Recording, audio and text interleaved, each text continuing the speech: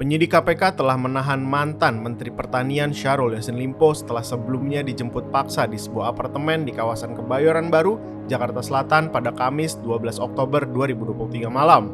SYL ditangkap setelah resmi ditetapkan tersangka dugaan pemerasan dan gratifikasi di Kementerian Pertanian.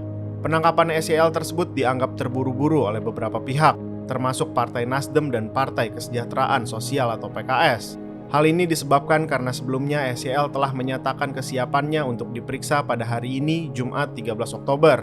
Sependapat, pengamat politik dari Universitas Al-Azhar, Ujang Komarudin, turut mempertanyakan ada apa dengan lembaga anti rasuah tersebut. Pertanyaan publik, ada apa dengan KPK? Jangan sampai ada politisasi hukum di situ, katanya kepada Forum Keadilan, Jumat 13 Oktober 2023. Ujang juga mempertanyakan apa ada power lain di balik penangkapan SYL. KPK punya power, tapi apakah ada power lain atau tangan lain terkait dengan persoalan itu? Ini harus diselidiki bersama, cari siapa aktor di belakang itu, lanjutnya. Direktur Eksekutif Indonesia Political Review tersebut kemudian menduga penangkapan SYL sebagai sebuah bentuk drama hukum untuk merugikan pasangan calon presiden dan wakil presiden 2024, Anies Baswedan Muhaimin Iskandar atau Amin, yang didukung oleh Partai Nasdem dan koalisi mereka, mengingat SYL merupakan politisi Nasdem. Ya, ini salah satu skema untuk menggembosi Nasdem dan pasangan Amin saat ini. Ini skema lama yang terus dilakukan untuk mempreteli dan menggembosi Amin, kata dia.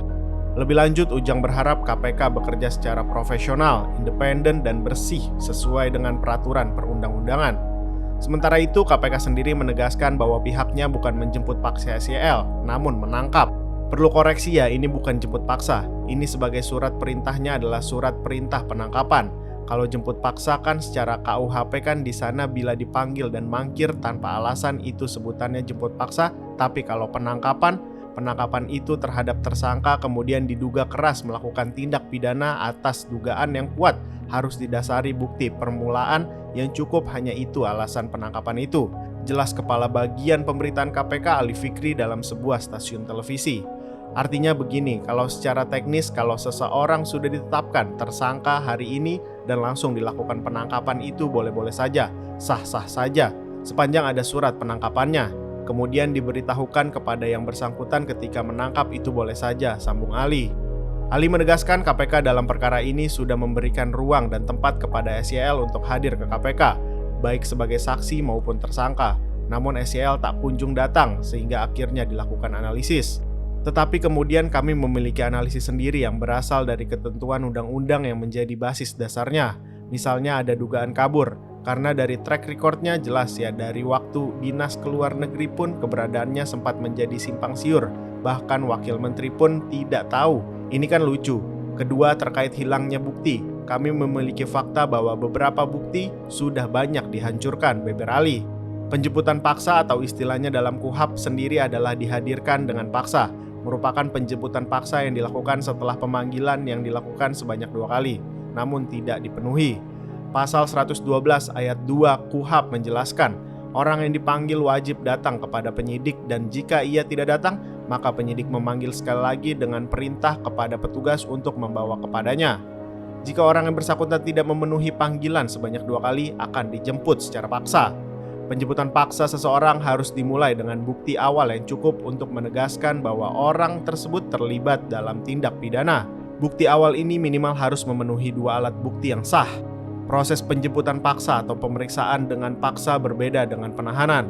Panggilan paksa dapat diberikan setelah tidak diidahkan panggilan tersebut sebanyak 2 kali, sedangkan penangkapan dapat dilakukan tanpa perlu panggilan sebelumnya. Namun jika seseorang tersangka atau saksi yang dipanggil memberikan alasan yang wajar dan sah bahwa mereka tidak dapat hadir sebagai respon terhadap panggilan, penyidik yang melakukan pemeriksaan dapat datang ke tempat kediaman mereka.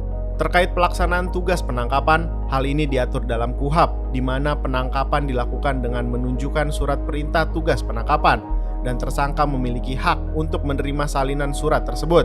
Penangkapan adalah tindakan penyidik yang melibatkan penahanan sementara tersangka atau terdakwa jika ada cukup bukti, dalam rangka kepentingan penyidikan, penuntutan, dan persidangan.